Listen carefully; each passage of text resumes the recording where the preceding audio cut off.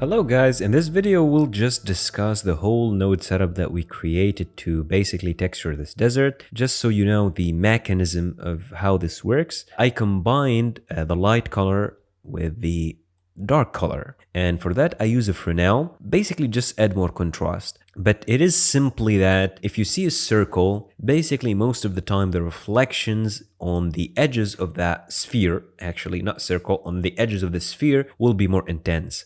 So Fresnel is basically simulating that effect. We combine those two shaders with a mix shader and a factor of this entire node setup. We said that we take the position, we only need the z-axis because it is the axis that control up and down. We plug it into a multiply to control the intensity of that map getting from the separate x, y, and z. And we added just a color ramp to invert those two colors. And the last thing, we mix this entire setup with another mix shader, which is meant basically to color the rocks. We just use a diffuse BSDF and we just added this dark map, or actually black and white map that we get from the rocks. We made it super contrasty and we plugged it into the factor. So this diffuse BSDF is only applied on the dark areas. And the last thing, it is all goes into the surface, which is basically our material output, so we can see the beautiful desert that you're seeing right now. This video is the final recap of how we created this environment, going from just a plane